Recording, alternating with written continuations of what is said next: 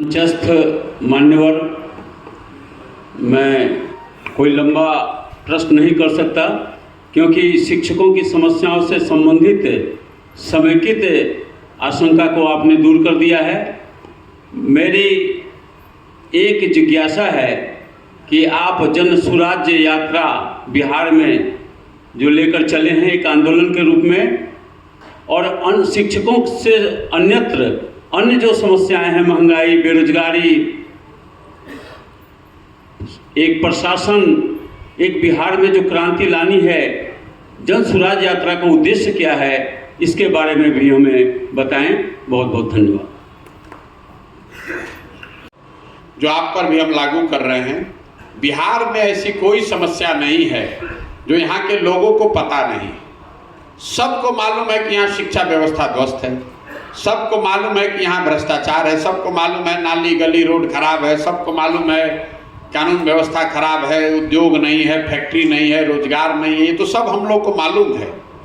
और जैसे आपको अपनी समस्या मालूम है और आप हर दिन उस पर चर्चा भी करते हैं, लेकिन जिस दिन वोट हो रहा है उस दिन, वोट के दिन, आपकी अपनी समस्या आपकी प्राथमिकता नहीं है।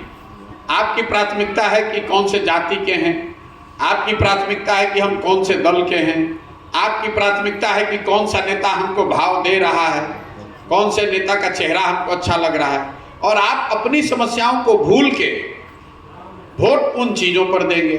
यही स्थिति जो शिक्षक हैं वो तो सैंपल हैं पूरे समाज का, कि समाज का इतना प्रबुद्ध वर्ग भी, पढ़ा लिखा वर्ग भी अपनी समस्याओं से रोज जूझ रहा है। आप उसके लिए रोज आंदोलनरत हैं, रोज चर्चा कर रहे हैं, रोज बात कर रहे हैं, लेकिन जब वोट देना होता है तो उस बात को भूल जाते हैं। तो बिहार की समस्या के मूल में यही बात है, और जन सुराज का उद्देश्य वहीं से निकला है कि समाज में गांव-गांव, घर-घर जाकर लोगों को ये बताया जाए कि आप जिस समस्या से प्रभावित हैं, जिन वजहों से आप परेशान हैं, जिसकी आप रोज चर्चा करते हैं, उन विषयों पर वोट कीजिए। क्योंकि जो भी आप वोट करते हैं वो चीज़ आपको मिलती है। आपको ऐसा लगता है कि आप वोट ठीक कर रहे हैं और नेता गलत कर रहा है, नेता आपको ठग रहा है। मैं गांव-गांव जाकर समझा रहा हूं कि ऐसी बात नहीं है। आप और हम जिस बात पर वोट कर रहे हैं वो हम लोग को मिल रहा है। आप और हम जाति के नाम पर वोट कर रहे हैं, तो बिहार के हर गली घर में जाति की चर्चा हो रही है। बिहार में लोगों ने 5 किलो अनाज के नाम पर वोट किया है। तो बिहार में चाहे जितना भी भ्रष्टाचार है, सारे भ्रष्टाचार के बावजूद भी 1 किलो काट के 4 किलो अनाज लोगों को मिल ही रहा है। आपने वोट किया है राम मंदिर पर, तो चाहे जितनी भी देश में समस्या दूसरी हो, राम मंदिर अयोध्या में बन ही रहा है। आपने वोट किया है गुजरात मॉडल, गुजरात के विकास की बात सुन के, तो आपके बच्चे जाकर गुजरात के फैक्ट्रियों में काम कर ही पा रहे हैं। आपने वोट किया है मोदी जी का चेहरा देखकर, 56 इंच का सीना देखकर, तो आप रोज सुबह शाम मोदी जी का 56 इंच का सीना देखने को आपको मिल ही रहा है। कि आपका हमारा भ्रम है कि हम वोट ठीक दे रहे हैं और नेता ठगता है। नेता आपको नहीं ठग रहा है, जो आप बोइएगा वही काटिएगा। आप देख रहे हैं अपने शिक्षकों के साथ। अरे अनपढ़ आदमी अगर बिहार का नहीं समझ रहा हो तो बात समझ में आएगी। आप तो पढ़े लिखे हैं, एक एक विषय का आपको ज्ञान है, लेकिन फिर भी प्रशांत किशोर को आपको बताना है कि भैया जो आपको ठगा है उसको वोट मत दीजिए। ये कितनी सिंपल बात है, लेकिन कोई मानने को नहीं तैयार है। तो जन सुराज का यही उद्देश्य है कि गांव-गांव जाकर लोगों को ये समझाएं कि जो समस्या आपकी है उस पर आप वोट कीजिए। और उसमें हम लोग कह रहे हैं कि शिक्षा और रोजगार, जब तक इन 2 विषयों पर बिहार में वोट नहीं पड़ेगा तब तक बिहार को सुधारा नहीं जा सकता है। तो ये पहला उद्देश्य है। अब दूसरी बात ये है कि भाई, जैसे आप में से शिक्षकों में भी किसी ने भी बात उठाई कि अगर मान लीजिए कि हम लोग शिक्षा और रोजगार पर वोट भी दें तो किसको वोट दें, क्योंकि जिसको भी चुनेंगे, जो भी विकल्प है वो दोनों खराब है। तो मैं ये कह रहा हूँ कि अगर आपको बेहतर विकल्प चाहिए तो आप प्रशांत किशोर के पीछे मत चलिए। कोई प्रशांत किशोर आके दल बनाएगा तो हम भी वही गलती कर सकते हैं। आप मिलकर विकल्प बनाइए। आपको विकल्प चाहिए तो आप मिलकर विकल्प बनाइए। आप 4 बच्चों को चित्र खींचना कैसे सिखाते हैं? आप खड़े होकर बताते हैं बच्चों को कि आप खींचो, हम बता रहे हैं कैसे खींचना है। हमारी पहचान क्या है? कि हम किसी दल को, नेता को सलाह देकर उसको चुनाव जिता सकते हैं। तो हमने तय किया है अपने लिए कि हम समाज को और समाज के उस वर्ग को सलाह दे रहे हैं या देना चाहते हैं जो एक नया विकल्प बनाना चाहता है। तो समाज से जब इस पदयात्रा के दौरान जो लोग तैयार हो रहे हैं कि ना भैया आपके सलाह पर चलेंगे, उनको सबको इकट्ठा करके करेंगे, एक साथ बैठाएंगे, सब लोग मिलकर तय करेगा कि दल बनाया जाना है तो बनेगा दल।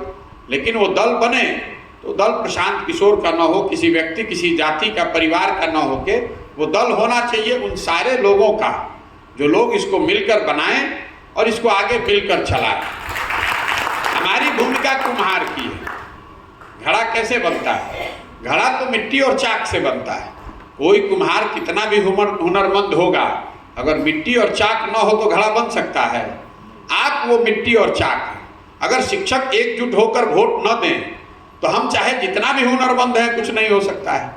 हमारी भूमिका यह है कि आपको सलाह दें, आपको थोड़ा सा सहारा दें, आपको रास्ता दिखाएं। अगर आप अच्छी मिट्टी हैं तो आप खड़े हो जाइएगा, और अगर आप मिट्टी ठीक नहीं है तो आप पर हम दिमाग लगाना नहीं चाहते। आपसे घड़ा बन ही नहीं सकता है। इसीलिए मैंने आपको कहा, आप में से कुछ लोगों को बात बुरी भी लगी होगी कि आप अगर ये नहीं कर सकते तो हमारे पास मत आइए, क्योंकि आप वो मिट्टी है ही नहीं जिससे घड़ा बन सकता है। हमको कोई दूसरा मिट्टी खोजना पड़ेगा। और तीसरी बात, तीसरा जो उद्देश्य है कि मान लीजिए कि सब आदमी समाज में तैयार हो जाए कि ना भैया आपके लिए शिक्षा और रोजगार पर ही वोट दिया है, उसके सामने लोगों का बनाया हुआ एक अच्छा विकल्प भी आ जाए, तो भी बिहार में विकास नहीं होगा। जो सवाल आपने पूछा कि आपके पास एक योजना भी होनी चाहिए, मानचित्र भी होना चाहिए, तो पदयात्रा का तीसरा उद्देश्य है कि अगले 10 वर्ष में बिहार को देश के 10 अग्रणी राज्यों में शामिल कराए जाने के लिए जो महत्वपूर्ण क्षेत्र हैं, शिक्षा, स्वास्थ्य, रोजगार, कृषि जैसे 10 महत्वपूर्ण क्षेत्र का एक 10 साल की योजना बने, ब्लूप्रिंट बने, और वो योजना कोई प्रशांत किशोर या कोई एक अधिकारी, कोई IAS अफसर न बनाए। वो यात्रा के दौरान हजारों लोग जो सुझाव दे रहे हैं और दुनिया भर से जो इन विषयों के विशेषज्ञ हैं उनको इकट्ठा किया है मैंने। इन विषयों का एक 10 साल का खाका बनाया जाए।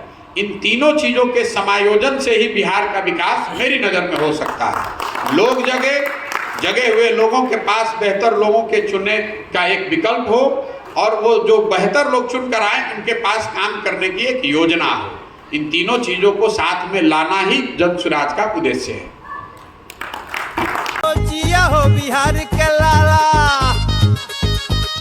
जिया तू 1000 साल।